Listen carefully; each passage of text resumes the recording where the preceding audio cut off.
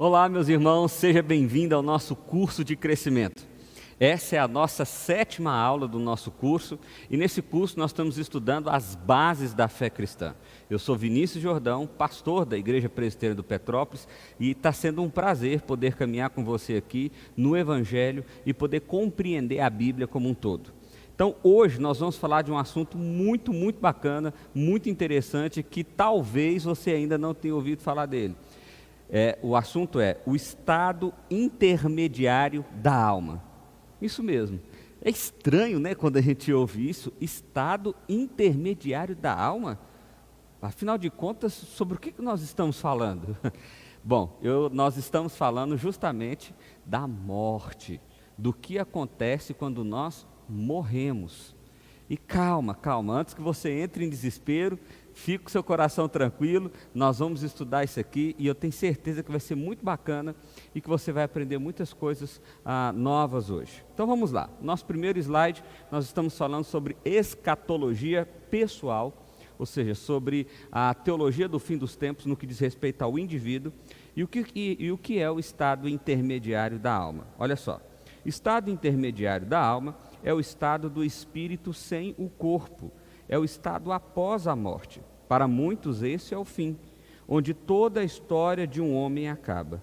Mas como o próprio nome da lição sugere, para aqueles que têm a fé cristã, este é apenas um estado intermediário e passageiro. Isso mesmo. Ou seja, o que nós estamos dizendo aqui inicialmente é o seguinte: quando o homem morre, a existência não chega exatamente ao seu fim. O meu corpo físico chega ao fim, mas isso é temporário. E enquanto esse tempo passa, a minha alma se encontra ou no céu ou no inferno.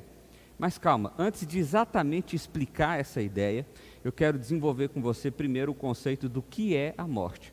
Olha aí comigo esse slide. Para a ciência, a morte é um acontecimento natural, faz parte de um ciclo sem fim. Então a ciência naturalista, que é a ciência a ciência majoritária hoje que nós temos aí, diz o seguinte: a existência do homem, ela tem um ciclo comum, normal, de forma que quando a morte acontece, esse ciclo chega ao fim. Então, é mais ou menos essa a ideia que se tem hoje das pessoas que não creem em Deus. Nós vamos aprofundar isso daqui a pouco. O homem e os animais nunca se conformaram com o fim. Isso é muito interessante. Você já percebeu que a morte é algo que faz parte de um inconformismo do nosso coração? A pessoa pode ter 150 anos, com todas as doenças possíveis e imagináveis, há anos no hospital, que quando essa pessoa veio a falecer, nós sentimos isso. E por vezes, nós somos até, é possível dizer, olha, foi cedo demais, foi novo demais, ou foi breve demais. Por quê? Porque a morte é um acontecimento antinatural para nós. Olha só, vamos olhar aí para o slide. Então, o que é a morte? Por que ela é um sinal de inconformismo? Primeiro, ela é inesperada, aterrorizante, inexplicável, dolorosa. Ela é tudo isso porque para a Bíblia a morte não é algo natural, isso mesmo. A morte não é algo que faz parte da essência do homem para o qual o homem foi criado. Espera aí, pastor, deixa eu ver se eu estou entendendo o que você está querendo dizer. Quer dizer então que quando Deus criou o homem e criou a mulher, Ele não criou para que eles pudessem morrer? É exatamente isso que eu estou dizendo.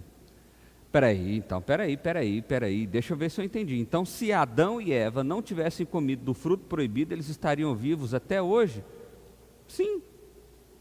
Se o homem não tivesse pecado, se o homem não tivesse escolhido a sua autonomia, a sua independência de Deus, se o homem não tivesse desobedecido a Deus, ele não experimentaria a morte.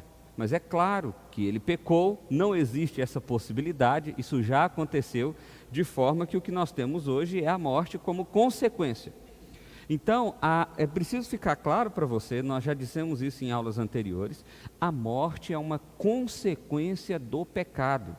Antes do pecado não havia a morte. Isso precisa ficar muito claro para nós. E é por isso, porque essencialmente nós somos criados para a vida, que em qualquer circunstância de qualquer natureza, a morte ainda é algo que faz parte do nosso inconformismo. Mesmo que por vezes nós falamos, olha, fulano descansou, ele estava sofrendo muito. Mas a gente ainda sofre com aquilo, você percebe que nunca é um motivo de alegria. E por vezes isso vai remoendo, existem muitas pessoas que vivem presas em uma dor tão profunda de anos, porque perderam alguém querido, e isso acontece por causa do pecado. A grande consequência da realidade da morte é por causa do pecado. Então a morte é consequência da separação de Deus. Por não ser natural ao homem, sempre criou teorias sobre a vida após a morte. Então olha só, isso é muito interessante também. Como o homem tem essa ansiedade natural pela vida, isso faz parte do homem. Eu estou dizendo independente do seu aspecto religioso, intelectual, cultural, sexual, social, coisa do tipo. O homem sempre pensou na vida após a morte. Mesmo aquele não estudado, ele sempre teve essa ansiedade, porque parece que há uma ansiedade no nosso coração, uma percepção natural do nosso coração de que há uma existência para depois da morte.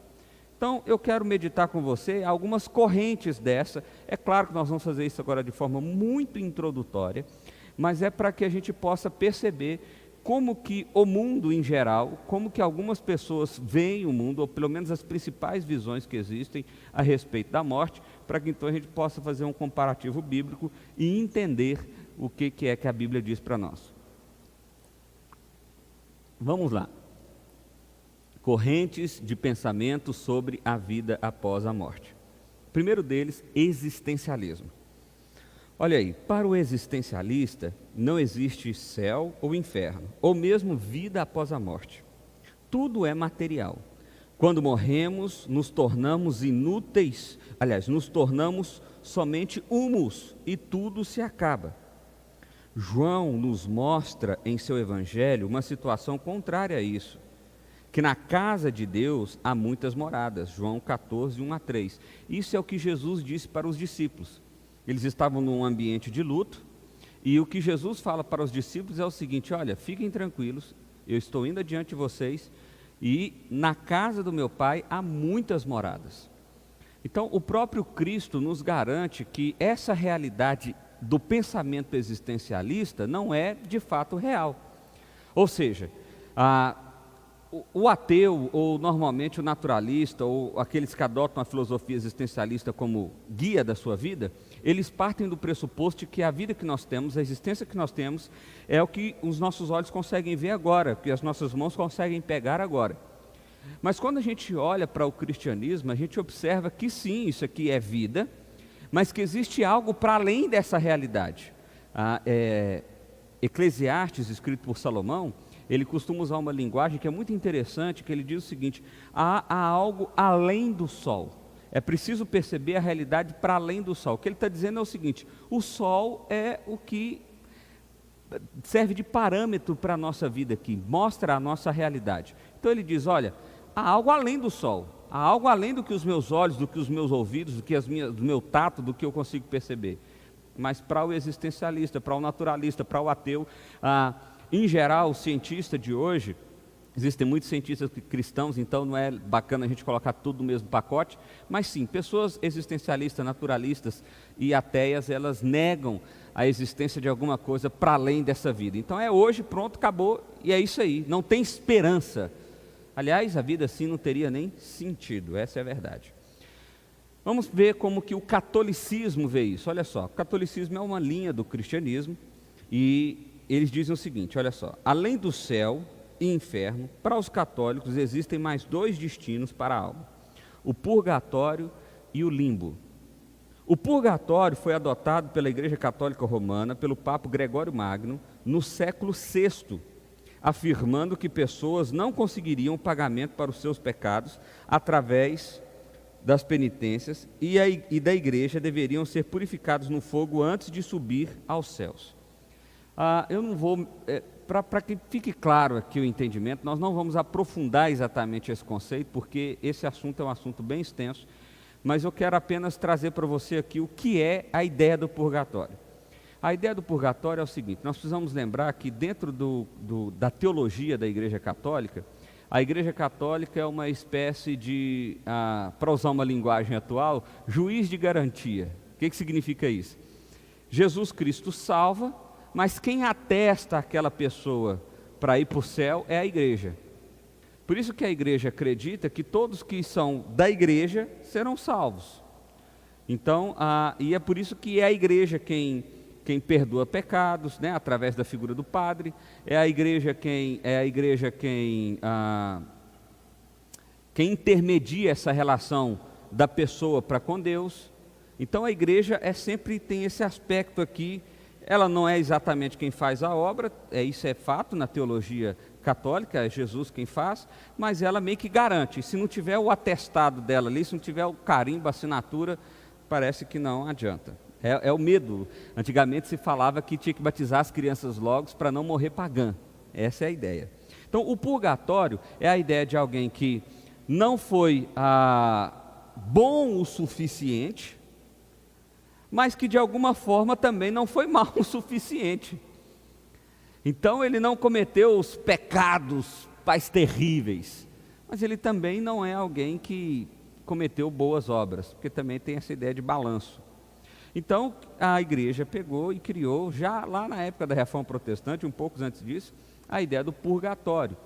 E aí quem é que tira a alma do purgatório? Olha que coisa interessante, a igreja, através de penitências, através de chancelas, através de documentos, purificando pecados e coisa nesse sentido.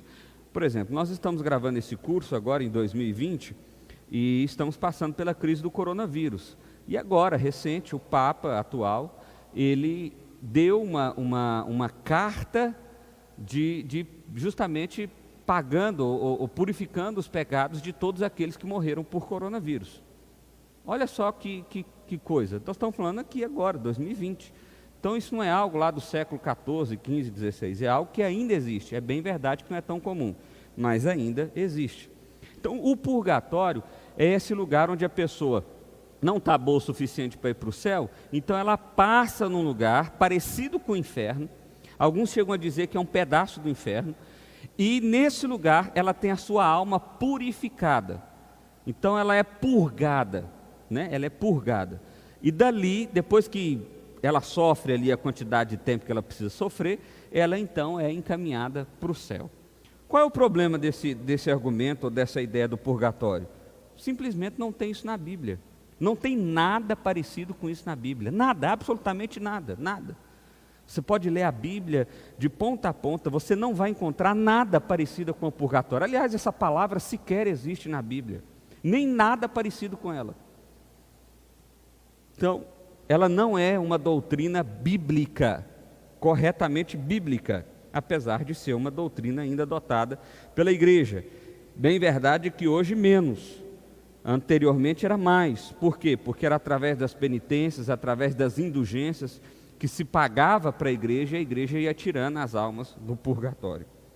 Existe ainda também, olha aí para o slide, a ideia do limbo. A ideia do limbo é a ideia das crianças. Então eles diziam o seguinte: as crianças até determinada idade eram inocentes demais, então se elas morressem, elas não podiam ir para o inferno, porque a igreja acredita nesse estado de inocência, o que também não tem na Bíblia, e elas também não tinham compreensão suficiente para adotarem o Evangelho, ou compreender o Evangelho. Então, elas não podiam ir para o inferno, porque em tese elas não poderiam ser penalizadas por nenhum pecado, e elas também não poderiam ir para o céu, porque elas não tiveram a chancela ali. Então, para onde que elas iam? Para o limbo. O que é o limbo? É nada. O limbo é nada.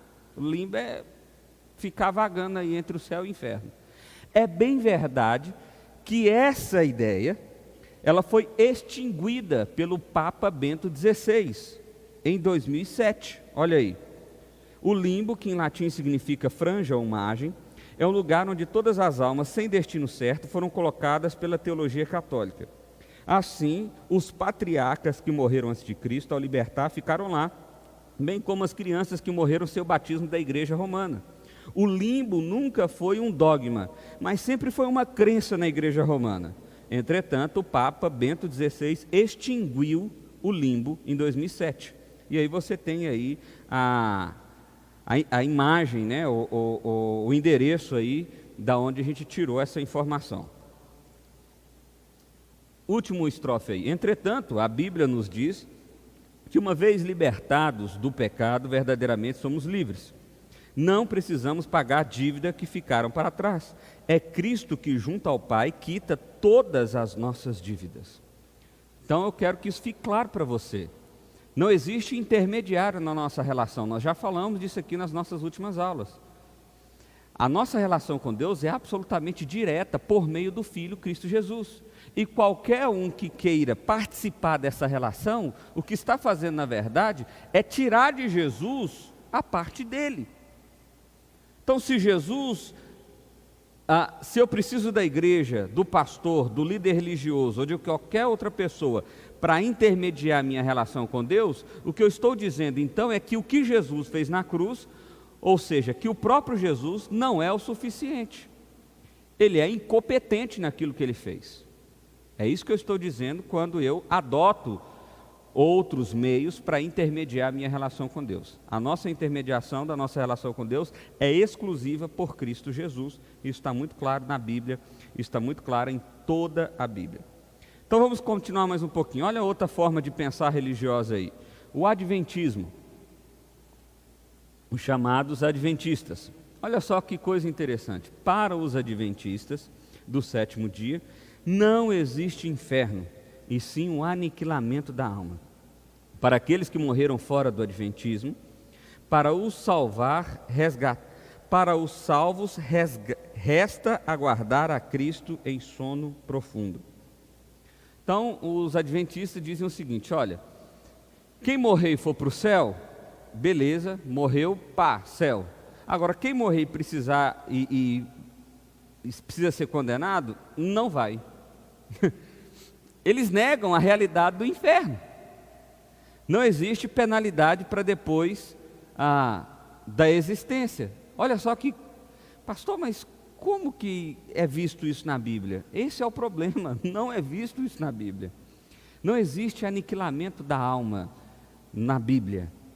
Um exemplo claro disso é o que Jesus traz lá em Lucas 16, de 19 a 31, quando mostra a passagem do jovem rico e Lázaro. Então o jovem rico tinha morrido, Lázaro tinha morrido, e onde eles estavam? O jovem rico estava no inferno e Lázaro estava no seio de Abraão, mas os dois continuavam em existência, tanto para a penalidade quanto para a graça. Perceba isso, Lucas 16, 19 a 31, você pode ler aí e comparar. O texto ainda diz: enquanto Paulo diversas vezes fala de partir e habitar com Cristo após a sua morte. Está lá em Filipenses 1, 2 Coríntios 5. Além disso, Pedro fala do inferno como sala da espera para o juízo, 2 Pedro 2, 1, 9. Apocalipse 20 fala do inferno, Gálatas fala do inferno. Jesus falou mais do inferno do que do céu. Então, negar a realidade do inferno é negar a própria palavra de Deus. Desde lá do Antigo Testamento, existe a ideia de punição eterna a todos aqueles que se rebelaram contra Deus. Basta nós lermos Joel, basta nós lermos Oséias, basta nós lermos Malaquias, Ageu e tantos outros textos. Então, a ideia do aniquilamento da alma, ela é contraditória do que a Bíblia apresenta. O que a Bíblia apresenta? Que se você morrer, você vai para o céu ou você vai para o inferno. Olha só uma outra linha. A reencarnação. Entre os que creem na reencarnação estão os espíritas, kardecistas, budistas, hinduístas e outras várias seitas. Para eles, além da morte, o homem pode voltar à vida através de outro corpo, nascendo de novo literalmente. Mas a Bíblia nos informa claramente que os homens estão ordenados a morrer uma só vez. Hebreus 9, 27 fala exatamente essas palavras. O homem está condenado a morrer uma só vez, ordenado a morrer uma só vez. Não existe essa ideia de morrer, voltar, morrer, voltar, morrer, voltar. Não existe. Isso não é um pensamento bíblico. É bem verdade que existem muitas religiões orientais e no mundo ocidental basicamente é o espiritismo, que acreditam na ideia de reencarnação, mas até entre essas religiões não há um acordo. Por exemplo, existem entre essas religiões aqueles que acreditam na reencarnação apenas humana, ou seja, um homem morreu, ele vai retornar novamente em um corpo humano. Outras vão dizer que não, que se pode reencarnar em animais. Outros vão dizer ainda que pode reencarnar em planta, em árvores ou qualquer outro ser vivo. Percebe? Não existe nem consonância de pensamento aqueles que creem na reencarnação. Então, quando a gente está partindo do pressuposto bíblico, meu irmão, que esse é o nosso pressuposto, a nossa ideia aqui não é discutir se os espíritas estão corretos ou errados, não é discutir se os hindus estão corretos e errados. A nossa ideia aqui é o seguinte: dentro do pressuposto bíblico, ou seja, onde a Bíblia é a verdade de Deus, então sim, eu posso dizer que o pensamento A, B, C ou D não está em acordo, em consonância com esse pensamento, e é o caso das religiões que acreditam em reencarnação. A Bíblia diz claramente que ao homem está ordenado morrer uma só vez, fala de apenas uma vida, como está em João, Hebreus e Coríntios. Bom, e qual é o pensamento bíblico então? Porque existe uma certa tensão dentro do cristianismo e do protestantismo na ideia de que, pastor, eu já ouvi falar que se a gente morrer, a gente fica dormindo até Jesus voltar, é isso mesmo? Não. Mas não está escrito isso lá em Tessalonicenses, aqueles que dormem vão ressuscitar primeiro? É verdade. Só que aqui a gente precisa fazer uma diferença, um entendimento claro do que é que o texto bíblico está falando. E fazer um comparativo com todo o texto bíblico, ok? Então vamos lá. De maneira geral e simples, se você morrer, ou se eu morrer, qualquer um que morra, estará imediatamente no céu ou no inferno. É na hora, pá, fechou o olho, acordou lá. Então se tiver uma brisa gostosa, você está no céu. Agora se tiver muito calor, lascou, meu irmão. Você não se deu bem. Mas deixa a brincadeira para lá. O fato é, morreu, inferno direto, na hora, imediatamente, ou céu direto, na hora, imediatamente. Mas o que nós estamos falando que está indo para o céu ou que está indo para o inferno? A alma ou o espírito. Lembra? A gente falou que é sinônimo. A alma está indo para lá. Mas e o corpo? O corpo não é importante? Sim, o corpo é importante. Porque nós somos um ser inteiro. Lembra que nós abordamos isso quando a gente falou da ideia da imagem e semelhança de Deus? Nós somos um corpo inteiro. Nós somos uma pessoa inteira, formada por corpo e alma. Quando nós morremos, então, essas duas coisas são separadas. A alma vai para o céu ou para o inferno e o corpo dorme. É isso que Paulo está falando que dorme. É isso que o texto bíblico está falando que dorme. No último dia, nós vamos ver isso na nossa próxima aula, na ressurreição de todos, alma e corpo vão se juntar novamente. E os salvos vão ganhar um corpo glorificado. E até mesmo aqueles que estão no inferno também vão ganhar um corpo. E assim haverá a vida eterna ou a condenação eterna.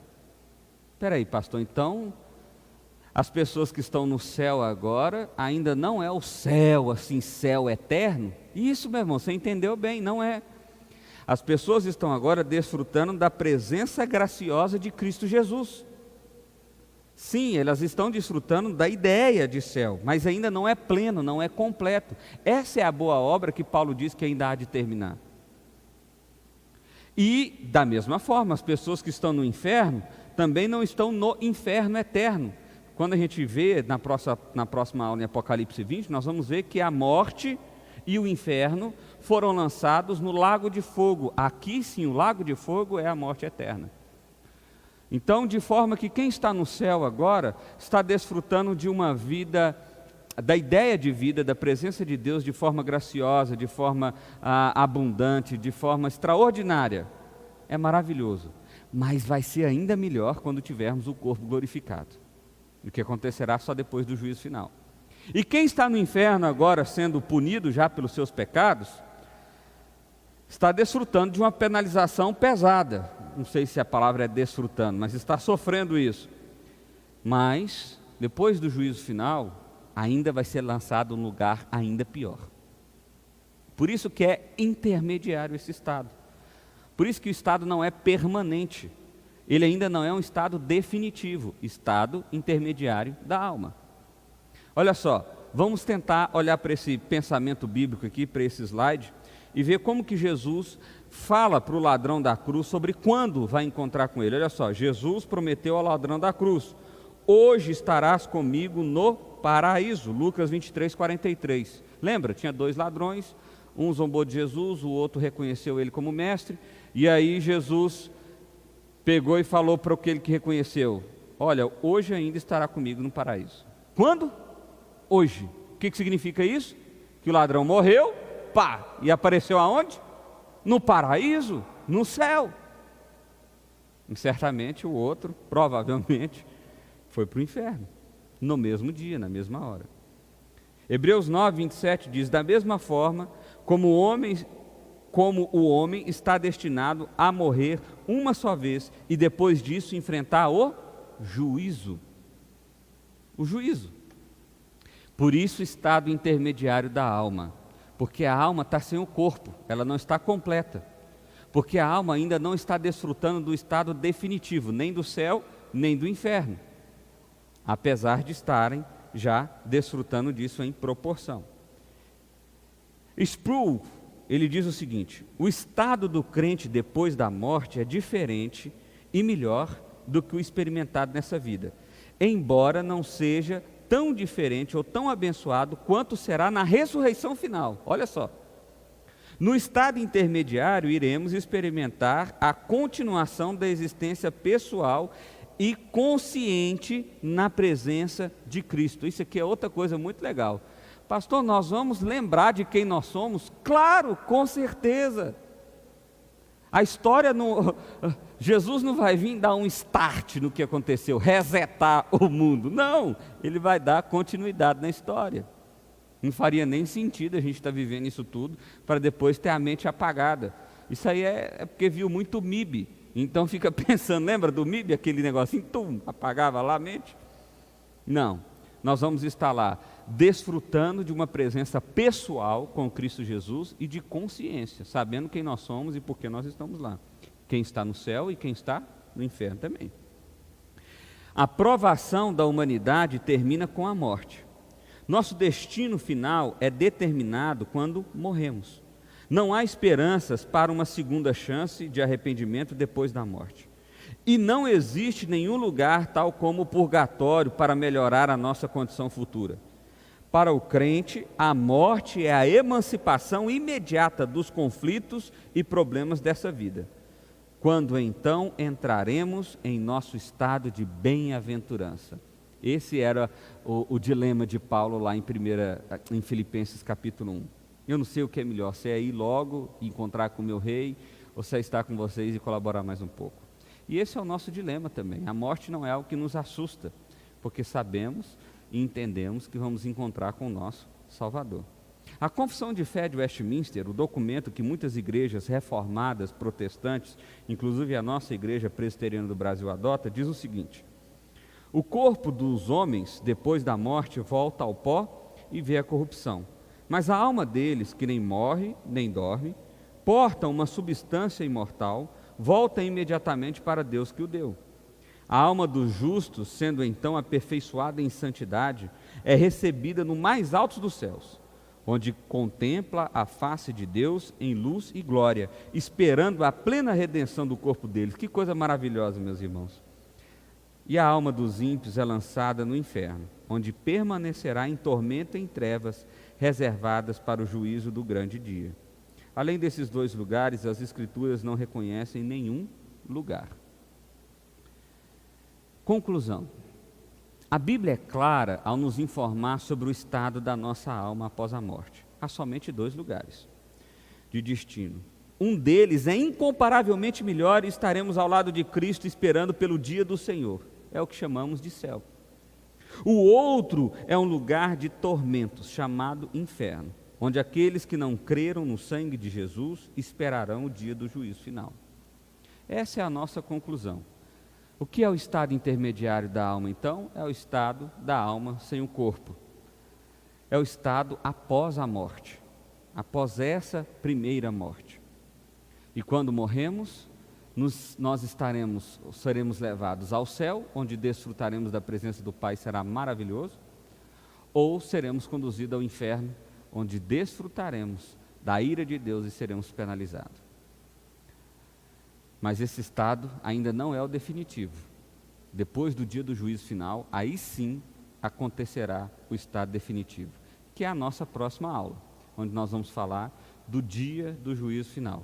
Nós vamos entender o que significa isso, o juízo final, um tema também que tem as suas complexidades, e nós vamos tentar falar aqui da maneira mais clara possível, tá bom?